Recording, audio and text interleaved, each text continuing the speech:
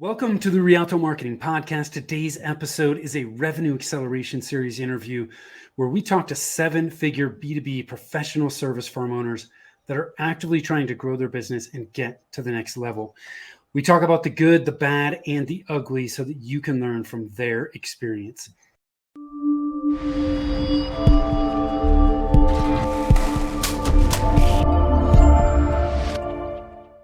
Hi, I am Tim Fitzpatrick with Rialto Marketing, where we believe you must remove your revenue roadblocks if you want to accelerate growth, and marketing shouldn't be difficult.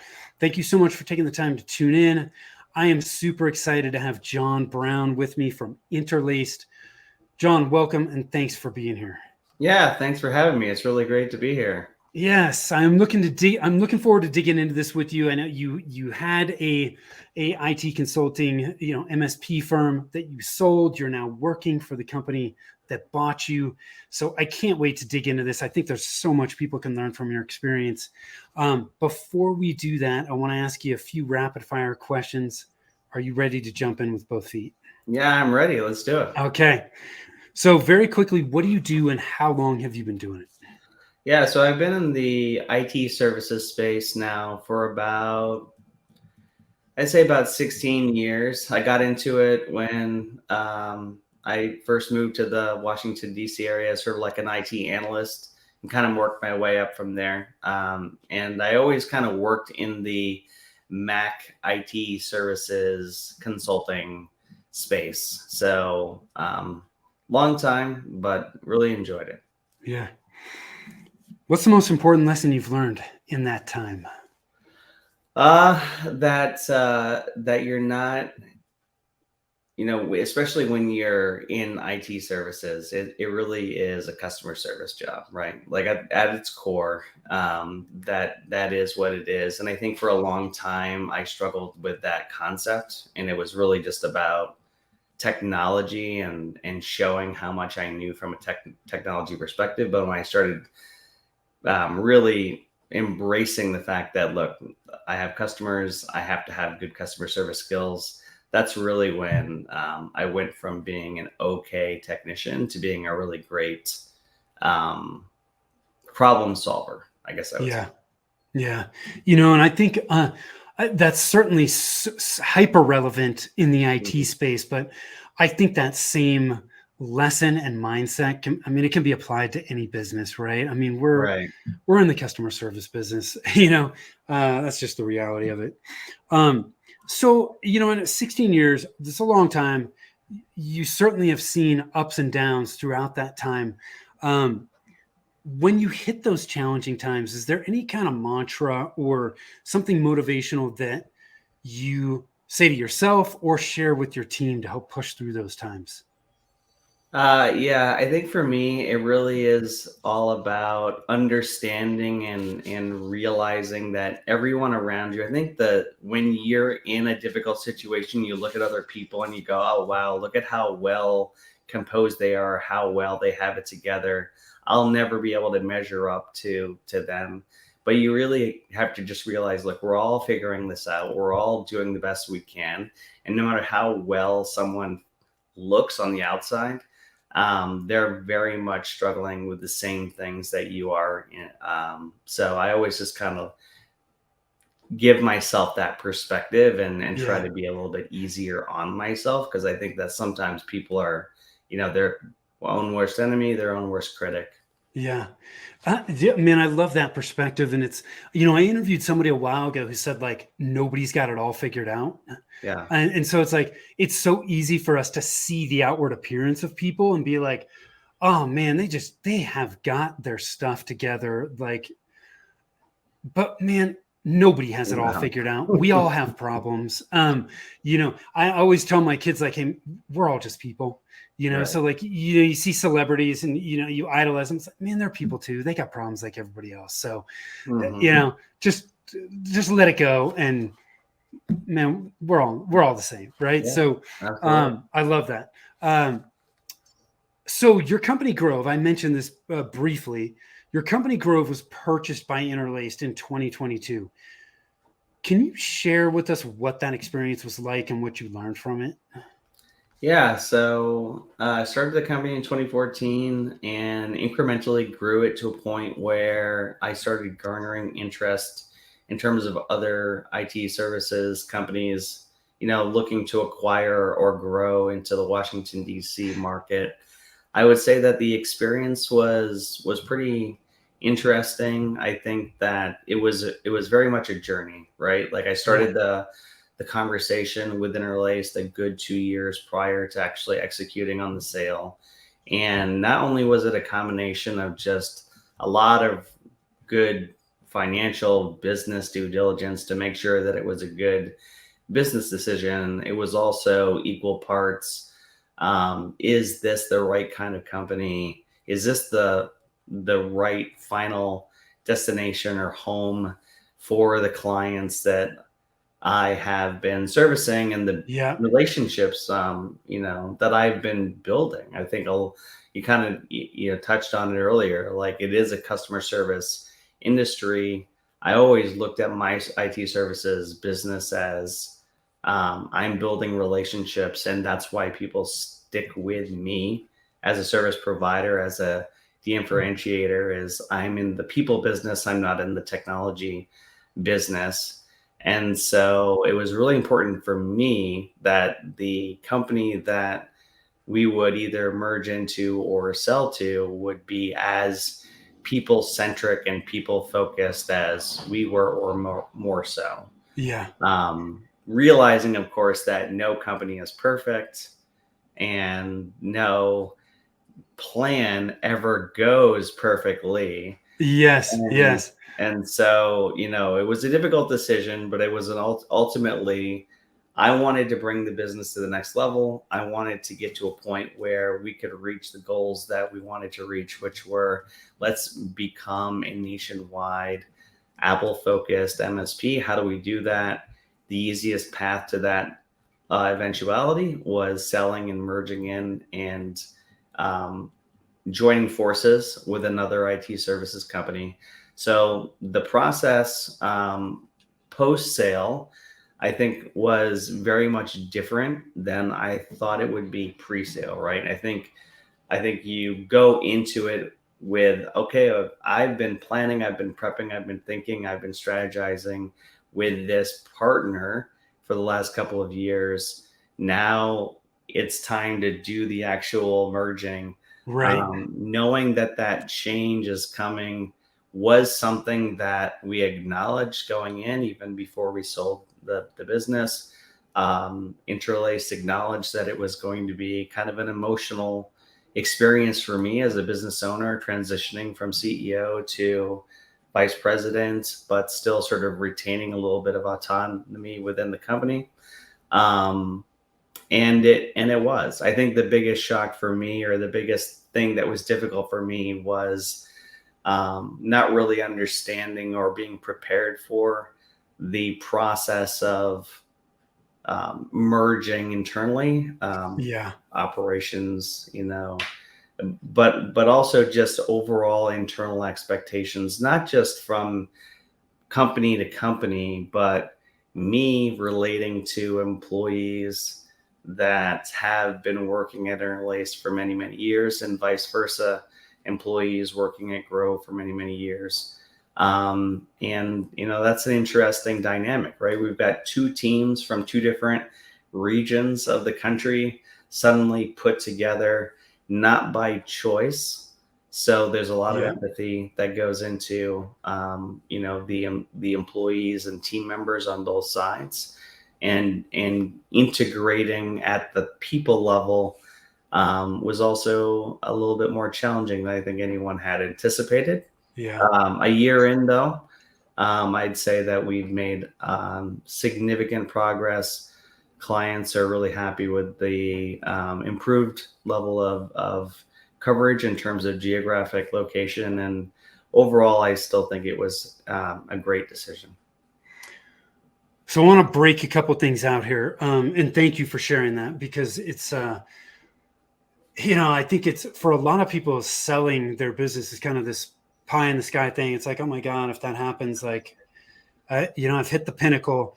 Um, and that's not always the case. And I think it's when you first started Grove, did you start it thinking that you were going to sell? When I started the business, it was very much on accident, I would say, right? Like I started the Okay. business as a consultant and I got a lot of clients and I had a hard time saying no to money and revenue. So I just kind of grew organically Yeah. and I wasn't growing with intention. I wasn't growing with goals and I had no prior business experience. So I was very much learning and building the business as I was going, making a lot of mistakes, trial and error. Yeah. And got to a point where it was like, okay, I've built this thing. Now, how do I take it to the next level? Yeah. And it was that moment that I realized that I can continue working with this business and I can live comfortably and I can have a company that relatively stays within a certain size. Yeah. And or I can kind of like go out there and see what's available. And I think for me, it was venture capital. How do I get more funding and so that I can continue to grow? Yeah. Or strategic partnerships. So I just started exploring both, and that's kind of when the opportunity presented itself to me. So it was very much an opportunity. It was definitely not a destination Yeah. that I ever had considered. No. And I think it is. I think it ends up being that way for a lot of people. I know. The first business that I was a partner in was a wholesale distribution company, and we ended up selling it. But early on when the company was started, that wasn't necessarily on the roadmap per Right. se. But as we started to grow and the market evolved, it became clear that selling was going to be an opportunity. And I think what a lot of business owners don't think about is if you do want to sell, there are things that you really need to be focused on if you want to maximize your sale price. Pulling as much money as possible out of the company so you can make as much money as possible can oftentimes be a huge detriment to you getting as much money as possible when you sell, because they are going to be looking at your EBITDA, right? Which, let's just call it net profit. To make things easy, they're going to be looking at that net. And if you've been pulling out as much as possible, showing very little net to reduce your taxes, that ain't going to help you when you sell. So, I think people overlook that. I think they overlook, hey, what do I really want out of this, right? And it sounds like you took a lot of time to really think like, gosh, what do I want moving forward?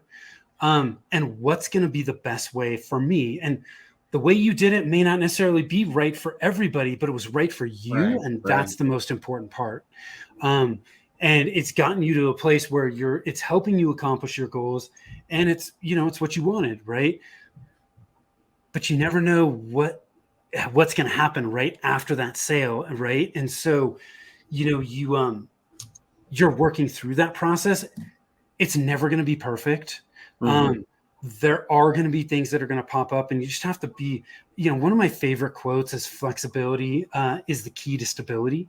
Hmm. And, um, and I think it was John Wooden that said that, man, in this process, like you gotta be flexible. Like there's so much stuff that comes up, before and after. Um, but I really love how you were super clear on what you wanted, Hmm. and that helped you guide and make the best decisions possible for you. Yeah, no, absolutely. And I think also too that for people who are thinking about selling, especially with a services based business, there's also just a little bit of reality that has to set into, right? Like Yeah. it's really hard to show value, even if you have high EBITDA, even if you have high sales, even if you have a ton of money in the bank. it's really hard to show value in a services-based business when the services are tied to individuals, Yeah. right? And so that's also a factor that I definitely considered. And I think that part of the reality of where I was as a business owner operator wasn't just like I want to take it to the next level, but also professionally, looking at where I was and what I wanted to do. I wanted to move into more of that leadership role where I was in the, you know, less in the day to day, less in the weeds Yeah. with my clients.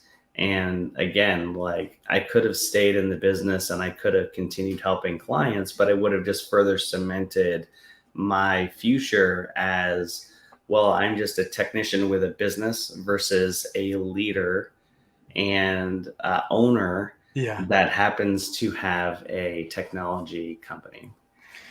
Yeah, that's another very good point, John. And thank you for bringing that up because it's most people do not want to buy a business that's heavily owner dependent. Like if you pull the Mhm. owner out, if the wheels come off, like there's very little value in that, no matter how much money you're making. Right. So that is another really important point. And it's when you get to that place where you decide you want to sell, if you really want to maximize the return, um, it takes time for you to, if you haven't been preparing your business for that already, that's a 2, 3, could even be longer year process to Hmm. get your business to the place where it actually is extremely saleable. Hmm. So thank you for bringing that up. One of the things that you talked about or shared with me in the pre-interview was that um, with Grove, one of the things that worked really well for you early on, I put this in quotes because you said positioning yourself where clients would be. Right. Um, can you tell us a little more about that and what you did? Yeah. So, early on in the growth of the company, it was really important for us to think of creative ways to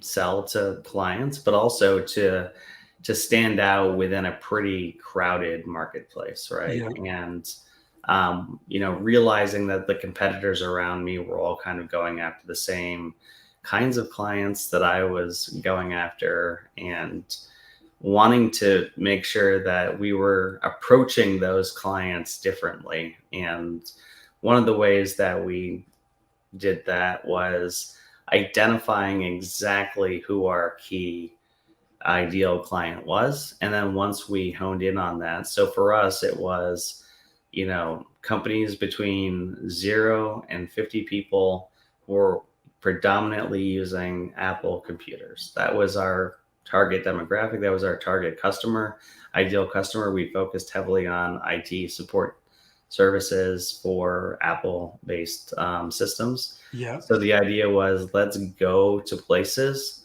where people who have businesses and Apple computers just go to where they are. So I reached out to WeWork and set up a time where we could go once a week and put up a little booth and offer free IT support services for 1 hour a week. And every time we would go, we would have a line right out the door. People would come up and we would spend 10, 15 minutes per person. And sometimes we were able to help them, sometimes not. But at the end of the conversation, we dropped our business card. And the idea was we're planting seeds. We're not asking for money. We're offering a service. And we're showing people that we're here and we're yeah, available. And that exercise really netted us a lot of clients, not just clients like immediately right then and there. It was, sowing those seeds for those companies where maybe 1, 2 people became, 20, 30 person companies, yeah, pulled out that business card and was like, I'm going to call this guy and I'm going to pay it forward. I'm going to give back. He helped me when I was really a small company. Now we're going to go and reach back out to Grove. So it was really an interesting perspective of not just marketing to the demographic and being there where they're at, but also giving back and adding value into Mhm. that relationship made the post sales process so much easier when selling them or pitching them, because they already saw the value, they already Yeah. experienced and had the service, they already had the interaction and knew how high quality it was. They knew that we were willing to go to them as well. There was just a lot of really positive experiences and personal relationships that were actually, quite frankly, built out of that exercise. So it was How really, often would you do that? yeah. So we would go to different locations. There were 3 locations in the area, and we would hit up a different location each week. Um, So, yeah, and you once a said it week. was for about an hour? Yeah, about an hour a week. So it Okay. wasn't a huge investment. And the idea was, we work would kind of promote it and advertise it and say like, hey, we're gonna have an IT company. They're gonna give away some free IT, like, set up a booth, basically, do some rudimentary troubleshooting, right? Like, Yeah. I'm not gonna get super in the weeds if you're having a major technical issue and I can't fix it in 10, 15 minutes. I'm not going to put myself out there and Yeah. accidentally break your computer. But yeah, if you have a quick question, you just need a consult on something, happy to have that conversation. I love this because it's just a similar to speaking, right? As a professional service provider, um, people are getting to know you. You're demonstrating your expertise. You're adding value and helping them, and you're just like you said, you're just planting the seed. Some of Hmm. those grow, some of them don't, but that's okay. And an hour a week, you're there, and whether they have a problem or not, because WeWork's promoting it, they're still promoting your brand and your name Hmm. on a regular basis. And so I love that. And it's just positioning yourself where clients are. This is like it's a fundamental premise of marketing. Right. But it's one that I think people don't go deep enough in. You took the time to understand who your ideal clients are, which is super important. And when we do this work for clients, we call it an ideal client GPS. It's a list of where the ideal clients could be. But with that list, you know that if you're there, you're fishing where the fish are, which Hmm. is so important because it's not just like you weren't targeting every small business because every small business is not an ideal client, right? Right. Right. And especially with Apple, specific industries tend to be more heavily focused with Apple, right?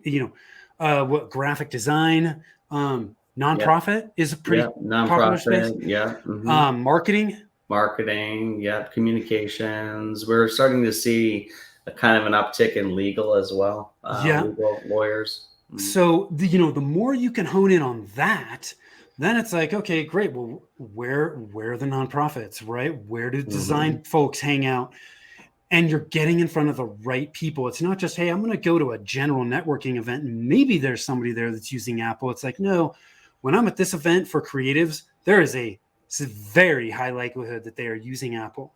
Um, Mhm. so I love how you position yourself where the clients are, much higher likelihood of getting a very strong return on the time that you've invested. So um, I love that. And thank you for sharing that.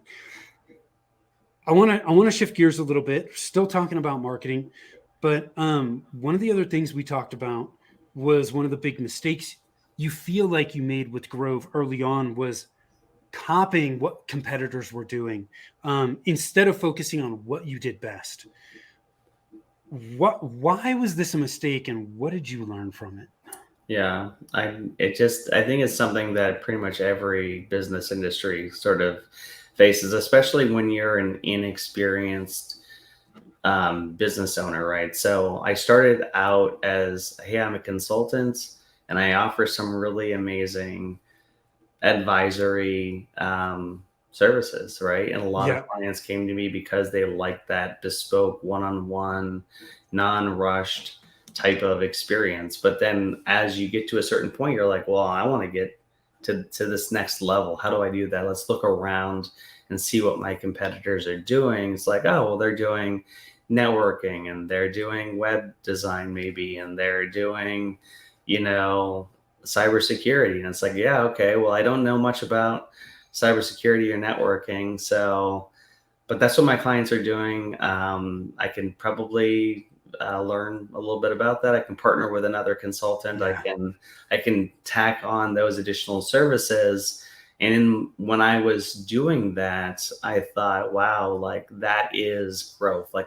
That I am growing the company by expanding my services catalog to mirror my competitors, so that it's in, now it's more of a level playing field. I can say that I offer the same services as my competitor, and in your mind it seems to make sense, right? A client Yeah. comes to you and they're like, well, I just had a conversation with one of your competitors and they offer X, Y, and Z, and you want to say, yeah, I can do that too, in order to kind of like instantly close the deal, instead of saying, well, here's the problem with the approach and Yeah. how we handle it, and letting the customer make up their mind in terms of what it is that they actually see value in. Do they see value in a large service catalog, or do they see value in the bespoke way that you provide services? And the further I deviated from the services that actually got me my initial clients, and got me to the point where I was able to think, how do I grow this? Yeah. The harder it was for me to actually close deals and make sales. And the clients that I got when I was in that phase were really, even though they were sort of like my target demographic customer, they weren't my ideal customer. They weren't Yeah. aligned with how we operated, because we served them up a false narrative of what it is that we actually did based on what we were hoping to achieve, Yeah. which again was a step or two removed from how we actually started. So the kind of pushing pause on growth, and I was like, this was so much easier. Like I got here easily, and now I'm struggling to get to the next level. How do I get back to the easy growth? Right. And it really was, okay, like let's get back to basics. Think about the strategies that worked, double down on that, provide amazing service, really hone in on the services that makes us unique, which again was the very detail oriented and bespoke nature of Apple desktop support services, based on my many, many, many years of experience in the field, which a lot of my competitors didn't have, right? They didn't have the depth, breadth of knowledge in the Yeah. field. So just really leaning into that heavily got me sort of back on track, and realize that, like, sure, I can add on other services. I can compete, and I can organically grow the service catalog, but it has to be in line with the core function of how Yeah. I got here, right? I was really good at IT support services. So let's not get into networking until we have just as much experience in it, and we can offer the exact same level of bespoke service in that vertical as well, so that the service is consistent from product A to product B. Yeah. And that was really the hardest thing for me to learn, and the thing that I struggled with the most. So what I'm hearing is you kind of strayed away from your core competencies, thinking that Hmm. you needed to offer the same things as your competitors, which, as you found, right, it diluted your focus. It's hard to service clients at a high level, right? they Hmm. tend to then become not as profitable because you're doing things that you're not great at. Right. So I appreciate you sharing this because I think there's a correlation here that I have to, because I'm a marketer, pull in from marketing, because we see the same thing with marketing. It's very easy for us to look at our competitors and go, oh, I'm just going to copy what they're doing. And Dan Kennedy, who is like the godfather of direct marketing, says something to the effect of like 80% of businesses suck at marketing. So why the hell are you going to copy them? Unless unless for sure they're in the 20%, you have no business copying them. So, again, we're looking at our competitors going, oh yeah, I should copy what they're doing marketing, or I need to copy what they're doing service wise. Well, unless we really know that they've got it together and they're actually somebody that's worth modeling, Hmm. we really have no business doing it. But we all do. I shouldn't say we all. A lot of us go down that path. So Right. it's not like you're the only one, John, that's going down that path. I've gone down that path, and I know a lot of people that have gone down that path. And when we get far enough down the path, we're like, man, I shouldn't have done this. So I appreciate you sharing that, because I think a lot of people will learn things, and hopefully they don't have to go down the path to learn it. They just Right. learn Yeah. learn from our conversation. So what's next? What's next for you, man? You've sold, you're now, you're now working for Interlace. It sounds like you've got a lot of the backing and the support that you need to really get where you want to go. Yeah. So again, the goal has always been the same for me. It's let's build a nationwide IT support services company that's Apple focused. That's providing that one-on-one personalized type of support, but doing it at scale. And for me, it's really about taking what I've learned as a business owner and operator and instilling that into other leaders within the company. Yeah. And in order to grow, you need more people. And in order to grow, you need great leaders, and we all have to be aligned, and we all have to be passionate, and we all have to have the same goals. And then also taking the skills that I have as a technician and continuing to train the technicians that work at the services-based company to think like one-on-one individualized consultants, so that we can scale that experience. It really is an experience that we're selling. We're selling relationships. That's what we're building. And again, the same struggles that I went through as a technician are the same struggles that technicians around me are going through. And as a mentor to them, bringing them to a point where they can offer that service just further develops the business. So for me, it's all about growth. It's all about taking this experience that I've created and making it available nationwide. So I'm really excited about doing that. As the VP of Technology and Cybersecurity, I'm certainly poised for success within my role. I'm surrounded by great leaders within the company, and we're all laser focused on becoming the best IT support services company that we can be nationwide. Cool. I love it. So knowing what you know now, anything you do differently? I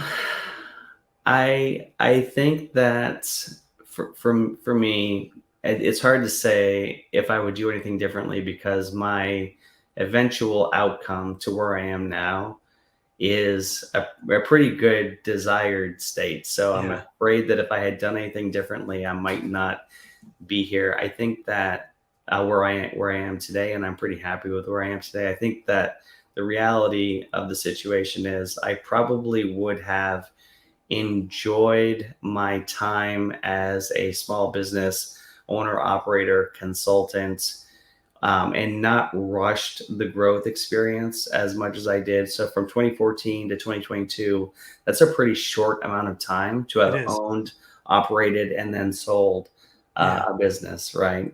And so I probably would have enjoyed the early stages of the business where I was a little bit scrappier. I could move a little bit faster, and I really leaned into and leveraged a lot more strategic thought during that phase of the business, which would have, sowed a lot of dividends into the later in the business development, making it easier for me to have more of a solid plan towards an eventual outcome, which could have led to more of opportunities in the venture capital space. Yeah. Who knows? It's hard to say, but I really enjoyed hindsight. My most amazing memories of me working within the business and running the company were the years 1 through 3 of the company. Those are the funnest and most interesting years of the business. So just spending more time in that kind of development life, in the development life cycle of the business, strategically, probably would have been what I would have done differently. Where can people learn more about you, John, if they want to connect? Yeah, LinkedIn. I'm always down to connect with people, talk to them about services that we can provide, but also, I put out some great content on my LinkedIn page, and the goal here is to just network and build a lot of amazing relationships with people. Again, like at the end of the day, I want to build relationships, and that was the premise of my company. And that's just something that I believe in strongly as a professional. Let's get to know each other. Let's become more cooperative and more friendly relationship builders and less competitors. If we can do that, the world will be just a much better place. We'll make sure that link is in the show notes, but it's linkedin.com/n/John Brown, and that's JON Brown to the number. So, John, thank you so much. I appreciate you sharing your experience. Those of you watching, listening, I appreciate you as well. John has been sharing his growth path. If you are on that growth path, you got to remove your revenue roadblocks. If you want to know which of the 9 revenue roadblocks are slowing down your growth, you can do that over at revenueroadblockscorecard.com, or you can always connect with us at rialtomarketing.com. That's RIALTO marketing.com. Thank you so much, John. Thank you. Till next time. Take care.